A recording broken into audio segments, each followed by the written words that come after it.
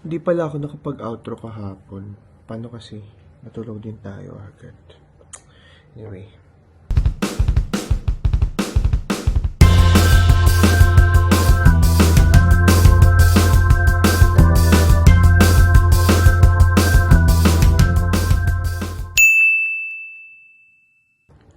Hi everyone and welcome sa ating new episode of Few Minutes with Harvey. Good morning guys. So today is our day 6 here in Bangkok, Thailand. So before anything else, kung bago ka lang sa ating channel, do not forget to like, comment, share, and subscribe, and pakita din ang notification bell for you to be updated on our latest uploads. Good morning guys. So ako ay 6th day ko na dito sa Thailand, and itong dalawang kasama ko ay ilang araw na? 4 days. Pang 4th day na nila dito sa Thailand. So, ayun guys, marami na tayo na-upload na vlog. Galing na tayo ng Chiang Mai. Nag-Bangkok tayo on our first day.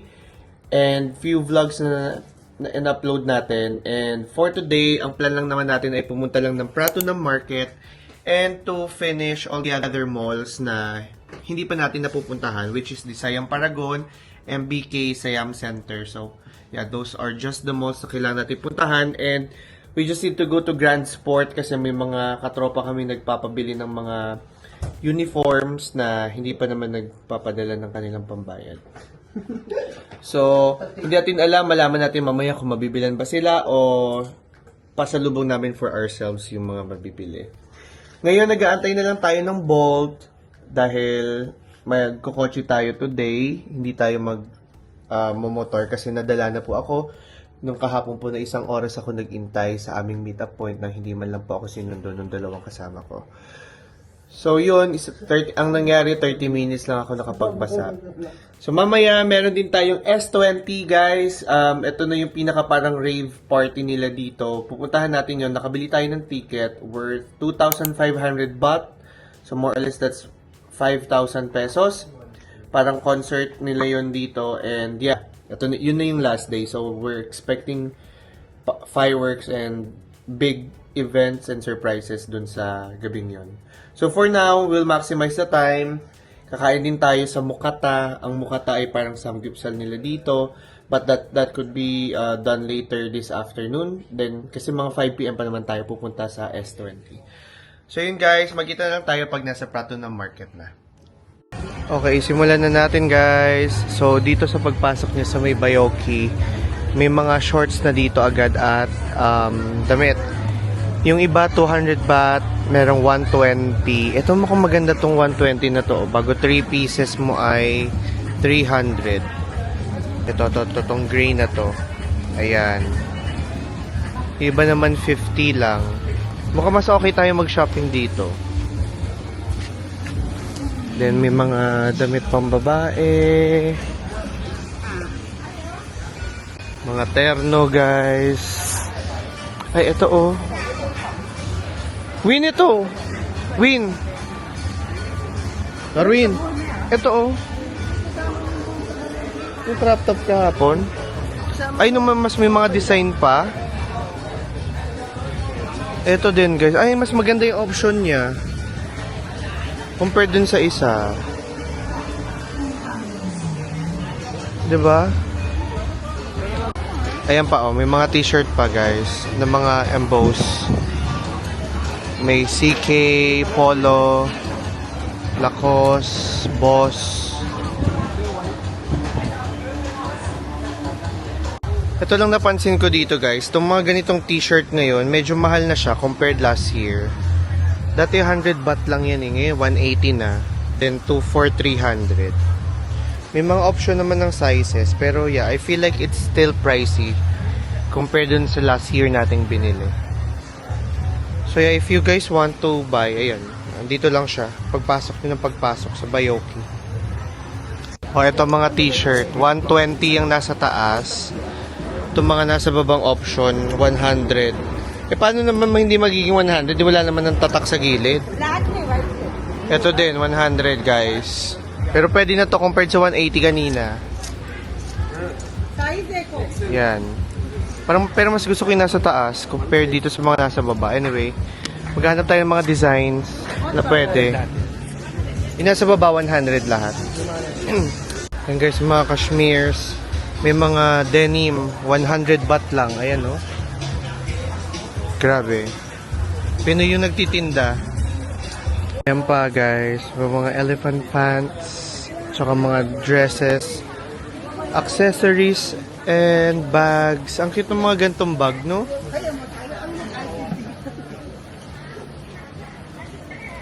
Kano kaya yan?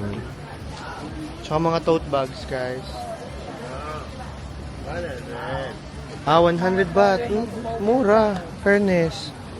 Pwede pang araw-araw. Bag ano lang. Itong sa ilalim. Mukhang maganda. Piyan eh. Tawa right? Loyi.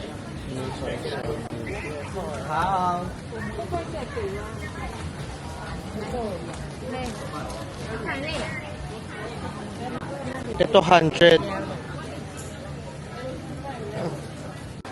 Ayan, nakabili na tayo ng tatlo pero crop top yung binili natin. Ito 341 pag bumili ka ng tatlo, 100 lang isa.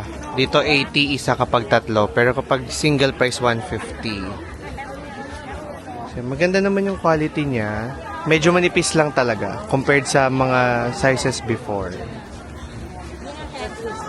Kaya ganun.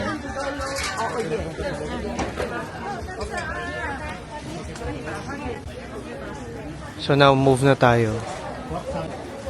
Mas maraming option dito na mura. 100 yung mga Crocs. May mga shorts pa dito. Then may natatai din. Pinagpapawisan na. Butil-butil.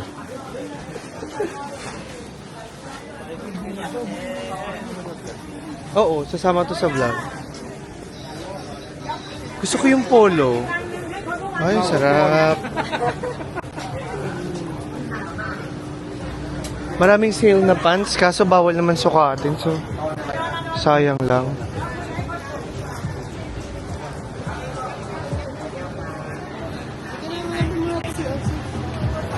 Okay, magsi-CR na daw muna. Ayun, City Complex Pratunam. Natagpuan niya na. Makakatayin na siya, guys! Mga pants, oh. Mura kasi eh. Kaso bawal naman i-try. Diyos ko, paano ka naman makakaano niyan? Ayun na guys, happy Songkran na. Igalakad na tayo pa Big C.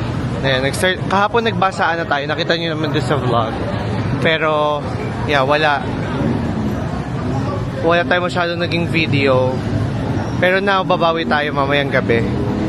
Total, pwede naman pala mabasa kaunti yung phone natin. So, yeah, tatry natin basain. So, papunta muna tayo ng Big C para bumili lang nung candy na hinihingi ni Kuya Janjan. And then, diretso tayo ng Siam Center kasi may kikitain tayong friend natin. Nakapamili tayo ng kaunti dito sa Pratunam area. Pero hindi rin naman na ganun kadami. Hindi ko lang talaga bet yung this year, yung mga products. Kasi parang pare-pareho yung net.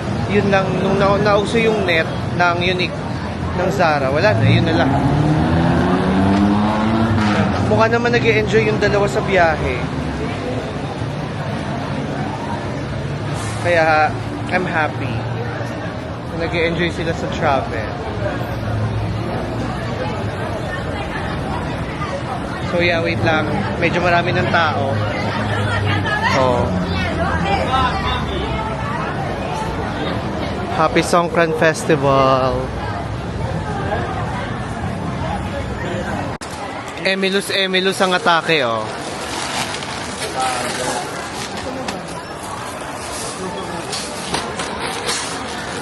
So, nakabili tayo dito sa Big C ng mga goods na iuuwi. And then, ayan po yung bagger natin. Kanya-kanyang bagging dito, guys.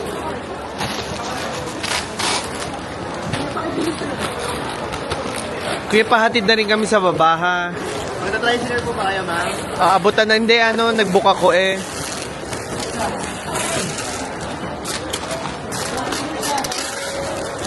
Nandito tayo ngayon sa may center point and kakatapos lang natin i-meet si Repop, isa sa mga nakilala nating friends sa London. Na-meet natin sila sa bar. And nakita kami dito. Kumain lang kami sa isang Japanese restaurant. And now ay papunta tayo ng Gentlewoman dito sa may Siam Center Point. Pero maghahanap muna ako ng toilet kasi alam nyo na, kailangan na natin magbawas ng timbang. In fairness, ngayon ko lang din narating to and I'm happy kasi may mga lugar tayo na hindi natin napuntahan last year na ngayon natin napupuntahan. Sobrang casual na lang talaga ng vlog na to. Nasaan ba ang toilet? Ayun. Pero ang daming puro mga Japanese restaurants na dito. Anyhow, yeah. Mag-CR muna ako. Ayun na guys, maglalagay lang tayo ng clip ng part ng Songkran activity. Meron dito, yan, magbabasaan yan sila. Yung mga nambabasa na rin. And expect natin na mababasa tayo dahil this space is designed para sa magsosongkran. Although ang Gentlewoman ay nandyan sa gitna. So yeah, just watch them. Hayaan niyo yung ingay. Oh my God.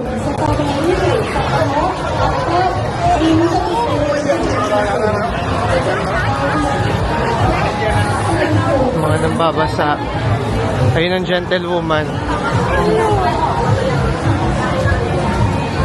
So this is how the Songkran works. This is how it's done by the Thai people. Oh my God, expect natin mababasa talaga tayo. Oh no. Pass through. Hot.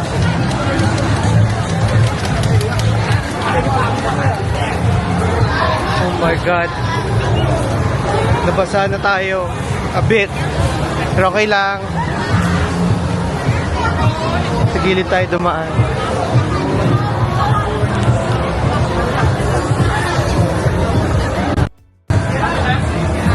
Nabasa din ako maigi. Wala ko na pumasok. Okay, akit tayo. Tignan na tayo sa Gentlewoman.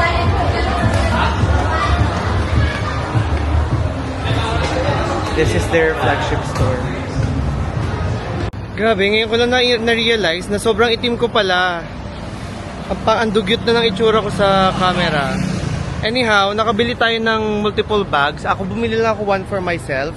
And then, bumili ako ng 4 para sa pamilya Odiver. Nagpabili si Ate Tin. So, yeah, medyo pricey na rin siya. Kasi nga, sumikat na maigi. Bili niyo yung 4 na bag, 100 pounds. So, more or less 7,000 pesos siya. Kasi mga 1.6 isa eh. Pero yung nabili ko medyo mas mura compared dun sa 1.6. So, pabalik na tayo ng hotel. Then, magre-ready lang tayo para sa ating S20 Music Festival. Na pupunta na rin tayo doon. So, for now, we'll just relax. And then, antayin lang natin yung dalawa kasi nasa kanila yung susi. Wait lang, inaantay ko lang yung sa Grab ko. Nakabalik na tayo ng hotel and this is the right time for me na makapag hotel tour or room tour dahil ilang araw nang makalat and ito na yung best guys na pwede naming mailinis so far. Kasi aalis rin kami at mag-S20 nga. So, nandito tayo sa YWCA Hotel and ang hotel namin ay nagkakahalaga ng 7,000 baht for 4 nights na yon, 5 days, 4 nights. Na good for 3. So, 13,000 pesos siya in Philippine peso. So, not so bad na siya. And malaki naman. So, ito, meron tayo ditong flat screen TV, may fridge doon, may cabinet. Ayan guys, lahat yan yung mga napamili natin, iuwi natin ng Pinas. So, hindi pa namin sure anong mangyayari sa amin. May sofa bed doon, if ever no more that, actually good for 4 or 6 yung room. Then, meron ditong 2 king size bed. And yeah, may 2 split type aircon naman. And medyo religious pala tong anong to, hotel na to. Christian hotel pala yung may-ari. So, ito yung pinaka-toilet. Pasensya na maraming mga nakasampay, guys. So, yeah. And then, may shower naman with heater. Ayan. So, hindi na natin papatagalin. Yung next na clip na ay galing na sa phone dahil hindi natin to pwedeng dalhin sa S20 dahil mahirapan lang tayo. So, yun lang guys. Balik na lang tayo mamaya. And let's see anong mangyayari sa atin sa S20. iPhone na yung gamit natin pang vlog. Dito na tayo ngayon sa Raha Mandjala National Stadium. Minaantay na lang natin sila Francis kasi late sila. So, i-claim natin yung ticket natin for S20. Parang nangitim talaga ako maigi, oh. Ako din. Normally yan. Wait lang, videohan natin yung logo ng S20. Hindi, doon na pala sa loob mamaya. Linisin ko lang muna yung phone. So, andito na tayo ngayon sa pinaka wristband pickup and help desk nila. So, dito palang S20 guys ay nangyayari to yearly. Depende na lang sa location pero parang for 2 consecutive years dito na siya ginawa. So, pipick upin mo yung ticket. This is a rave party na nangyayari lamang every Songkran Festival. So, mostly April 13 to 15 siya nangyayari. So, pinuntahan namin yung pinaka last day niya, yung April 14th, yung pinaka last day nung show. So, yun yung in-avail namin para pinaka-grande yung makita namin. Be careful lang guys kasi may mga fake na wristband and kailangan yan i-validate bago kayo makapasok. So, sa official site kayo bumili. I know that it's too late pero remind ko lang kayo na hindi kayo pwedeng magdala ng inyong mga water guns and may mga sharp objects kasi ipapalocker nila yan at napaka-pricey ng lockers guys.